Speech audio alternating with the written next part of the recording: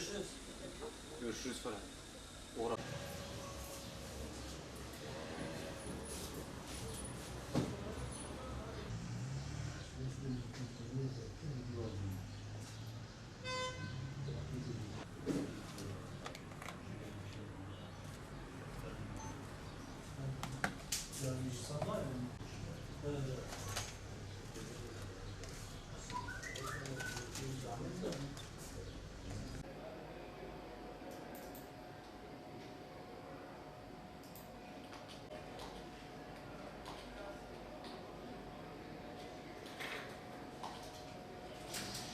Şimdi antibiyotikler tüm yaş gruplarında belirli bir kısım sakıncaları bünyesinde barındırır.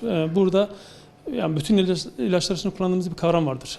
İlaçlarda kar zarar hesabı yaparız biz genelde. Bir antibiyotiği vermek gerekiyorsa evet vermek gerekir. Ama verirken temkinli olmak gerekir. Gerçekten bir kısım yan etkilerinden bahsedebiliriz ya da bir kısım zararlarından bahsedebiliriz. En bariz, en iyi bilineni gereksiz yere antibiyotik kullandığımızda bizim boğazımızda, bağırsaklarımızda bizim mikrobiyota dediğimiz bir floramız var. Yani bir mikrofloramız var. En başta bir kere antibiyotikler bu florayı olumsuz etkiliyor. Bazen çok kötü etkileyebiliyor. Biraz antibiyotiğin yaygınlığına, sayısına, süresine göre değişkenlik gösterebiliyor. Onun dışında antibiyotiklerde esas sıkıntılardan bir tanesi eğer gerekli bile kullanıyor olsak alerji yapma potansiyelleri var. Kullanırken bunları mutlaka göz önünde bulundurmak gerekiyor. Virüs enfeksiyonlarında biz antibiyotik hiçbir zaman hiçbir şekilde kullanmayız. Ne zaman kullanırız? Ancak bir virüs üzerine başka bir bakteri enfeksiyonu eklenir. O zaman bir bakteri enfeksiyonundan bahsederiz. Böyle bir durumda antibiyotik gerekebilir. O yüzden burada vurgu yapmamız gereken şey bir, gereksiz antibiyotik florayı bozar. İkincisi alerji potansiyeli taşır. Ama esas daha önemli olan da gereksiz yere biz vücudumuza bir kimyasal alıyor oluruz eğer bir viral enfeksiyonda antibiyotik kullanıyor isek.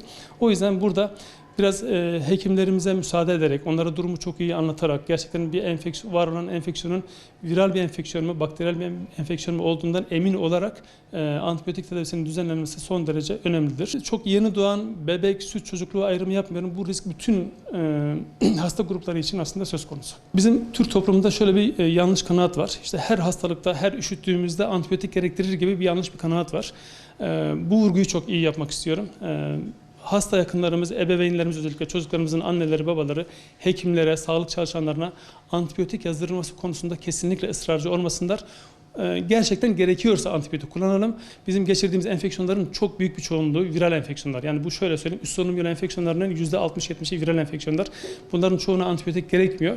Böyle olunca antibiyotiği de daha az kullanmamız gerektiği düşüncesiyle yaklaşırsak hem kendimizin sağlığını hem de toplumun sağlığını bu anlamda korumuş oluruz.